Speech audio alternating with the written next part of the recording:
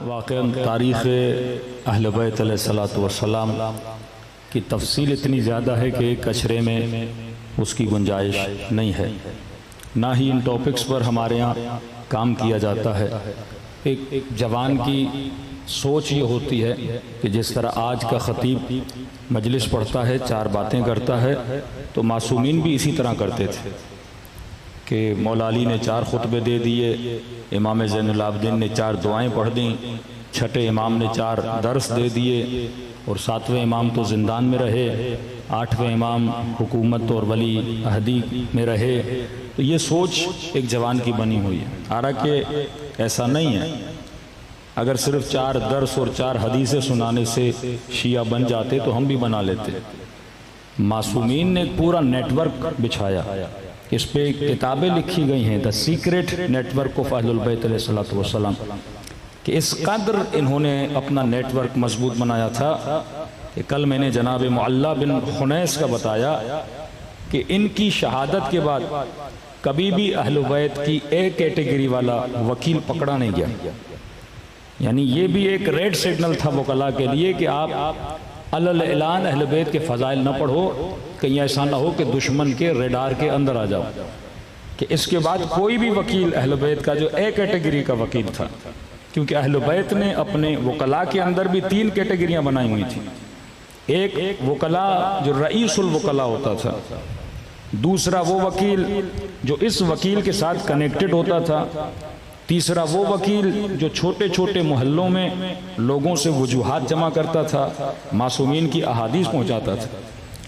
کہ شہر ابن عاشور کی کتاب آپ پڑھیں، یہ رجال کشی مختلف کتابیں ہیں، اس میں لکھتے ہیں کہ اگر کوئی چھٹے امام کے گھر سے بھی گزرتا تھا تو اسے بھی وقت کے حاکم پکڑ لیا کرتے تھے۔ یعنی اس قدر بھی لوگوں کو اجازت نہیں ہوتی تھی کہ معصومین علیہ الصلوۃ والسلام کے گھر سے بھی گزریں۔ تو یہ نیٹ ورک کس طرح چلاتے تھے؟ فرماتے ایک ہی موقع آتا تھا اپنے شیعوں سے ملنے کا، اور وہ تھا حج کا مقام، کیونکہ حج پہ کسی مسلمان کو پابندی نہیں، اور حج پہ جا کے اگر کوئی معصومین سے ملتا ہے تو کسی کو روک بھی نہیں سکتے تھے، کہتے تھے فرزند رسول سے مل رہے ہیں۔ تو یہ جو ان کی انٹیلیجنس اس زمانے میں ہوتی تھی، وہ یہ نہیں بھاپ پاتی تھی کہ کون سا وکیل ہے کون سا وکیل نہیں ہے، اور سارے معاملات اور سوال و جواب جو معصومین جاتے تھے وہ حج پہ ان کو دیتے تھے۔ یعنی حج کی نیت کر کے ایک عبادی عمل بھی تھا، اور یہ کہ ہم اپنے شیعوں کی ملاقات کے لیے بھی جائیں۔ کہ جب 11ویں امام کا زمانہ آتا ہے، حاکم اس چیز کو سمجھ گیا کہ یہ اپنے شیعوں سے اگر ملاقات کے لیے جاتے ہیں تو حج کے بہانے شیعوں سے مل لیتے ہیں، کہ آپ کے 11ویں امام پر حج پہ جانے کی بھی کیا ہے، پابندی لگا دی جاتی ہے کہ ہم حج پہ نہ جائیں۔ کہ امام رضا کا واقعہ مشہور ہے نا، کہ امام رضا کا جو آفس کا جو ہیڈ تھا وہ ہشام تھا۔ ہشام جو اہل بیت کے سائیڈ بھی تھا، ادھر بھی تھا۔ اس کی کام یہ تھا کہ جو رپورٹ امام رضا سے کون ملنے آ رہا ہے، اور اتنی کوشش کرتا تھا کہ مولا کے شیعہ مولا سے نہ ملے۔ یعنی امام رضا کو اتنا انہوں نے انڈر سسٹم رکھا ہوا تھا کہ یہ نہ ہو کہ مولا اپنے شیعہ سے مل لیں۔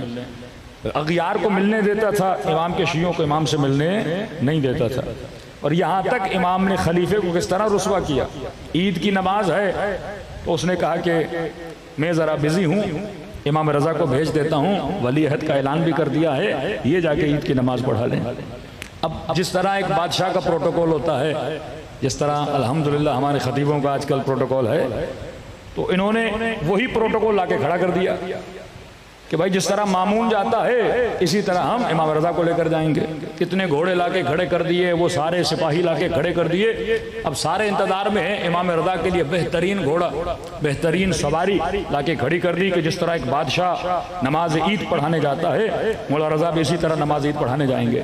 لیکن سپاہی کہتے ہیں کافی دیر کے بعد جب امام رضا گھر سے نکلے، اس کی منظر کشی مولا کے فلم میں بھی کی گئی ہے، مولا رضا جیسے گھر سے نکلے مولا کے پاؤں میں جوتی نہیں تھی، آنکھوں سے آنسو بہ رہے تھے۔ انہوں نے کہا کہ آپ ولی عہد ہیں، گھوڑے پہ بیٹھیے۔ امام نے کہا نہیں، اللہ کی دربار میں ایسے جایا جاتا ہے جیسے فقیر خیرات مانگنے جاتا ہے۔ آنکھوں سے آنسو بہ رہے ہیں، فرماتے جیسے غریبوں نے دیکھا تو وہ فاصلہ مٹ گیا۔ آج غریب اور امیر کا ایک فاصلہ ہے کہ وہ گاڑی پر ہے، میں روڈ پر ہوں۔ وہ بڑی گاڑی پر ہے، میں پیدل چل رہا ہوں. تو امام نے اس فاصلے کو مٹا دیا کہ میں بھی تمہاری طرح پاؤں میں جوتیاں نہیں ہیں، سادہ لباس پہنا ہوا ہے، آؤ سب چلتے ہیں اللہ کی دربار میں. کہتے ہیں غریبوں نے ایسا ہجوم لایا تو وہ جتنا پروٹوکول تھا وہ سارا پروٹوکول ختم ہو گیا، اور امام پہلی مرتبہ ایک ولی عہد جو حاکم کا ولی عہد ہے، بہت بڑا مقام امام رضا کا سیاسی اعتبار سے، وہ لوگوں کے بیچ میں آ گیا اور ایک ہجوم لوگوں کا گیا. یا حشام دوڑا گیا مامون کے پاس، مامون اگر آج نماز پڑھا لی تو تمہارا تختہ کیوں ہے وہ الٹ جائے گا. پھر مامون نے امام رضا کو بیچ راستے سے واپس پلٹایا کہ بھائی آپ کی جان کو خطرہ ہے، مجمع بہت آ گیا ہے، لہٰذا نماز کون پڑھائے گا؟ میں پڑھاؤں گا. یعنی واضح فرق بتایا کہ اللہ کے خلیفے کا اخلاق کیسا ہوتا ہے اور شیطان کے خلیفے کا اخلاق کیسا ہوتا ہے. صلوات پڑھے محمد و آل محمد.